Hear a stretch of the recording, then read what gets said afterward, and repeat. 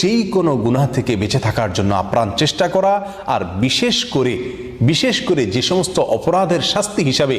কবরে আল্লাহ সুবহানাহু ওয়া তাআলা আযাবের মুখোমুখি করবেন বলে নবী সাল্লাল্লাহু আলাইহি সাল্লামের হাদিস থেকে আমরা জানতে পারি, সেগুলোকে সুনির্দিষ্টভাবে সেগুলোকে বর্জন করে চলা, সে সমস্ত গুনাহ থেকে বেঁচে থাকার চেষ্টা করা, যেমন চুগলখড়ি করা, কোরআনকে পরিত্যাগ করা, মিথ্যা কথা বলা, সুদের কারবার করা, জেনার সাথে জড়িত থাকা, পেশাবের ব্যাপারে অসাবধানতা অবলম্বন করা, এই সবগুলো থেকে বেঁচে থাকার জন্য চেষ্টা করা। এটা হলো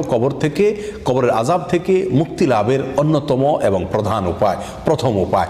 দ্বিতীয় উপায় হলো নবী সাল্লাল্লাহু আলাইহি সাল্লাম যে দোয়াটি কবরের আযাব থেকে মুক্তি লাভের জন্য সবসময় পাঠ করতেন, আল্লাহুম্মা ইন্নী আউযু বিকা মিন আযাবিল কবর, আল্লাহ কবরের আযাব থেকে আমি আপনার কাছে আশ্রয় চাই, আপনার কাছে পানাহ চাই, আপনার কাছে মুক্তি চাই। এই দোয়াটি আসুন আমাদের জীবনের অংশ করে নেই। সকাল সন্ধ্যায় নবী সাল্লাল্লাহু আলাইহি সাল্লাম ফজরের পরে মাগরিবের পরে দীর্ঘ দোয়া করতেন, যে দোয়ার ভিতরে এই অংশও রয়েছে, আল্লাহুম্মা ইন্নী আউযু বিকা মিন আযাবিল কবর, 3 বার করে